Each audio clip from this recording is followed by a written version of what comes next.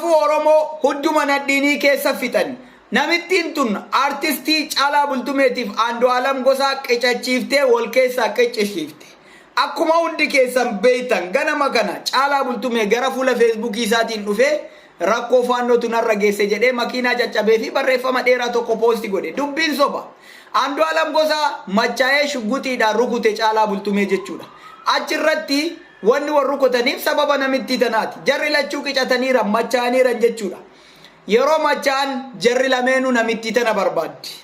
Kanaafuu xiyya osoo jedhan jidduu isaaniitiin lolli uumame. Lolli uumamee jennaan Caalaa Bultumee shugguxii baafatee luka Andu'aalam Gosaatti gadhiisee luka isaa rukute.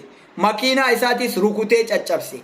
Makiinaa isaa qofa rukutuu miti. Caalaa Bultumee dubbiin hammaattee jennaan makiinaa hiriyyaa isaa qabatee dheeyse. Makiinaa nadhanni gara fuula Feesbuukii isaatiin poosti godhe sun makiinaa Caalaa Bultumee makiinaa namaatii fi bakka adda addaatti buusee caccabse malee kan namni tumee yookaan namni rakkoo isarraan geesse miti.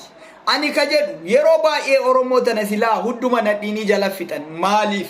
Kana dura ni beeytan yeroo madaa yeroo dheeraadha artistii keenya jaalatamaa sani kan du'e Haacaaluu Hundeessaa. Haacaaluun kan hunda caalu sun sababni inni du'eef sababa namittii saniiti. Silaa namittii sanii waliin du'e du'uu dhabuu danda'a. Shakkiin keenya hundinuu namittii santu ajjeeseedha. Ni beeytan namittii mana hidhaatii baate san hundi keessanuu. Oromoo tokko jabaa artistii Oromoo tokko jabaa yoo ajjeesuu barbaadan dubartima itti ergan jechuudha. Dubartima jala godhan jechuudha. Maaliif hin beekan kaa miimoorii Oromootii fi fedhii Oromoo hin beekan.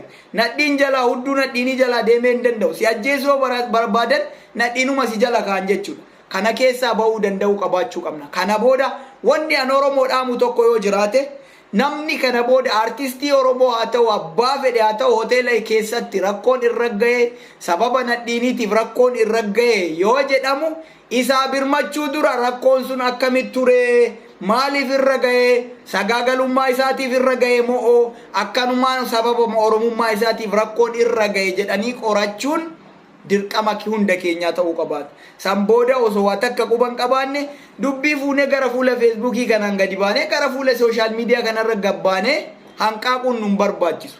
Caalaa Bultumee hadha dubbisan miila miliqsuuf yookaan karaa balleessuudhaaf jecha rakkoma ofii walirratti uumaniif jecha rakkoma ofii shugguxiidhaan wal'aaniif jecha qabsoo Oromootti fuudhanii galchanii faannoo fannifamtuu maqaa balleessan. Faannoon akka kana keessaa bilisa homaa harkan qabdu yoo namittiin sun faannoo taate malee jechuudha.